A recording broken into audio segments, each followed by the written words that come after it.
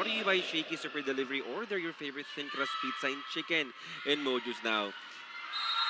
And Terence, nakita natin dito, of course, they've actually gave away Terence 36 unforced errors. At kung ikaw naman yung USP dito ng Adamson. You can see the set right there para sa Adamson. At kasi this is just a very different play style that will be given to them actually. As you can see, the Adamson give na to right after that serve. Yeah. And I think dito for Adamson, of course, go to Shaina ni Tura. And kung ikaw naman yung USPF, talagang babantayin mo dito Shaina. But there right now, nakita natin, pinoporsyentewan dito ni Sagay sa yung mga middles niya to confuse itong depensa ng USPF. Doon ang bola, as you can see here on the replay.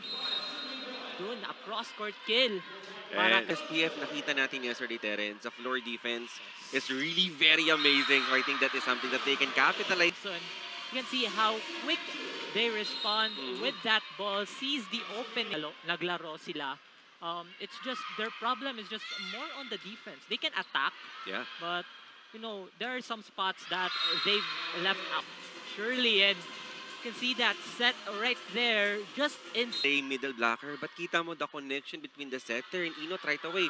Pumurusyento agad dito sa USBF.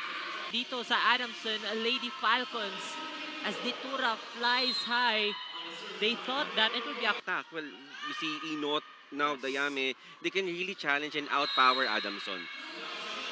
And then, I know how to, like, you know, check a spot right there to create a point. Exactly, and it is really so nice to see variations here for Adamson. But meanwhile, here to down, no mercy on that quick. It's a power attack, cross court as we say here. Sure, no. USPF need to do para to cope up with the score here contra Adamson. I think the simple thing here para sa USPF is that they need to communicate because most of the time they've had those open opportunities, like binigyan nila ng open opportunities yung Adamson, especially with those tip-ins mula sa kanila.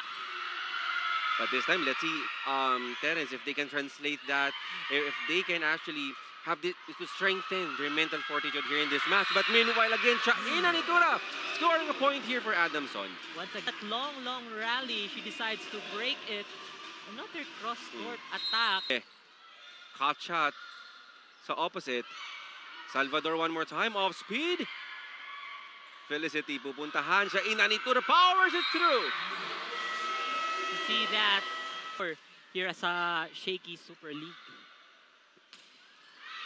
Aegis Rent-A-Car is the official car rental partner of... The point dito for USPF just right after their timeout.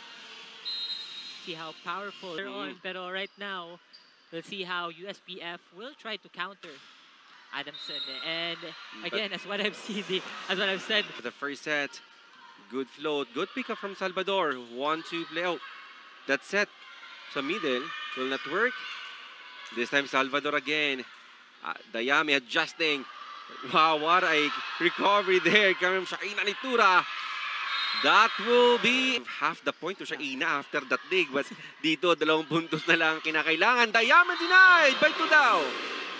And actually on a set point dito, 1 point na lang yung kulang. Dayame's attack wasn't able.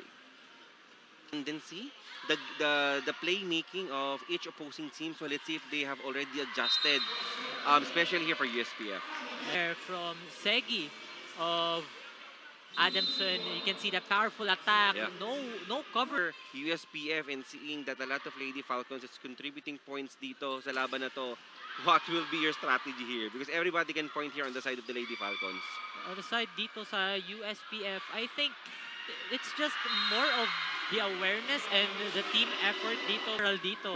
And again, communication is key as what I've said in the first set.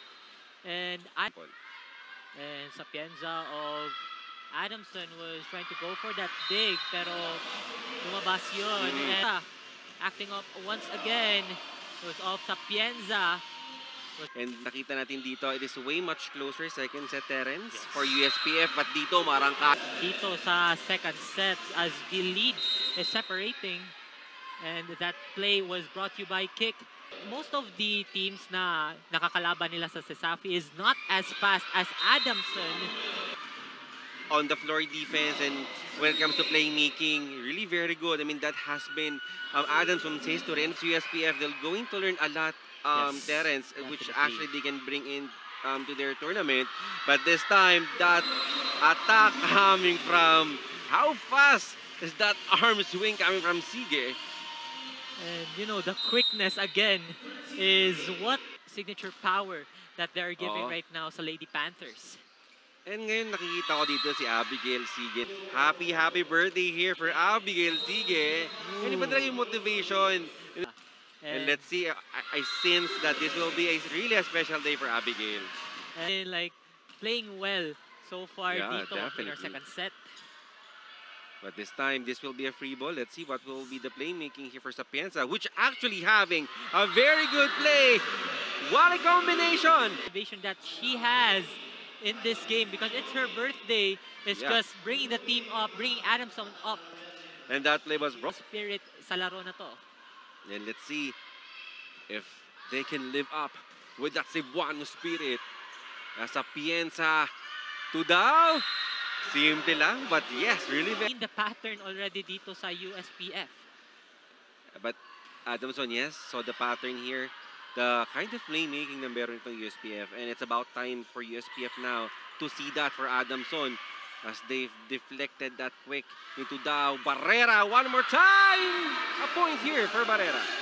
Just not stopping here as they are now 2 points away from a set win here. Well, even without Shaina Nitura, Yes.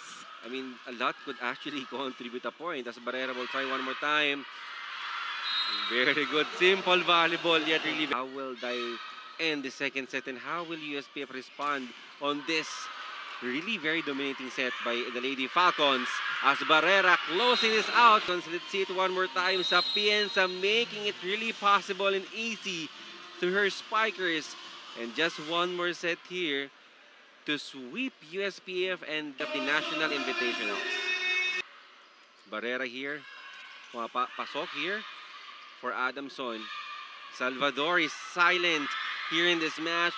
We need to see the point from Salvador just like yesterday because Adamson. Up this set of that save and that set from Netura, giving that to para sa Lady Panthers. That signature jump serve coming from Barrera will score a point here. For Adamson, you can see that jump serve, hindi nasalo, was Del Moral. Aside from, having Dote and Tudao, meron ka pang Del Moral. Like, it is still good. Terence, it is still good. This time, babalikan sa gitna. Katrina Inot naman. Katrina Inot once again. But the coverage is there. Shaina Nitura. Salvador.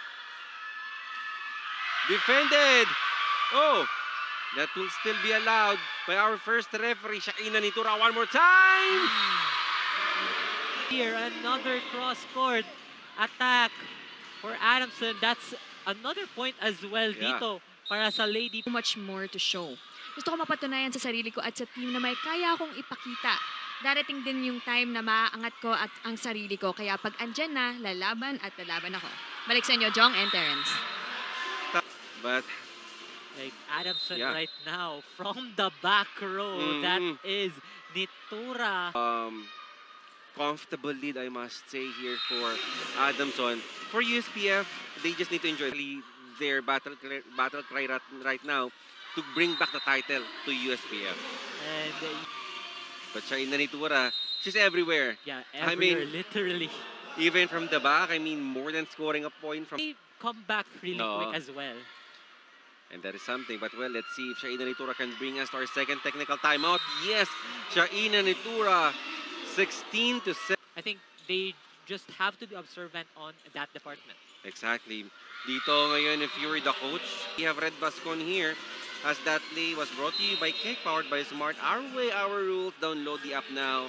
To have fun in this play again.